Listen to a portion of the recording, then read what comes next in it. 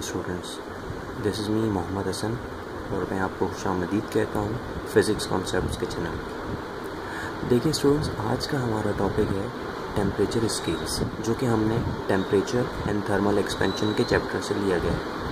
देखिए स्टूडेंट्स, जब हम बात करते हैं टेम्परेचर स्केल की तो हमें दो चीज़ें लाजमी बतानी पड़ती हैं उसमें।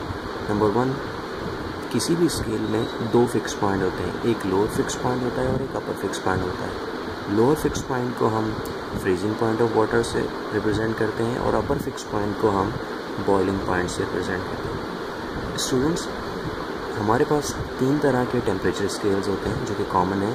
नंबर वन, सेल्सियस स्केल, जिसमें lower fix point 0 degree centigrade है और upper fix point 100 degree centigrade है। इसके दरमियान में 100 इक्वल डिवीजन्स हैं और हर एक डिवीज़न 1 डिग्री सेंटीग्रेड को रिप्रेजेंट करती है।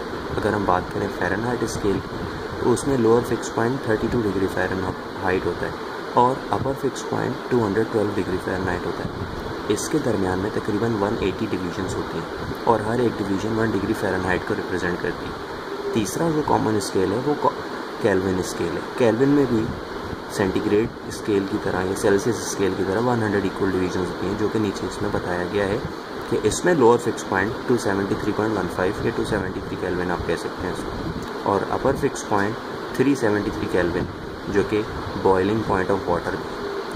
दोस्तों, इसमें आपको इसका कन्वर्जन फार्मूला भी बताया गया है कि कैसे आप सेंटीग्रेड से केल्विन और केल्विन से सेंटीग्रेड में आ सकते हैं, और इसी तरह से फ़ारेनहाइट का फार्मूला भी दिया है कि कैसे आप सेंटीग्रेड में आ सकते हैं, जो कि आपके सामने स्क्रीन पर नज़र आ रहा है।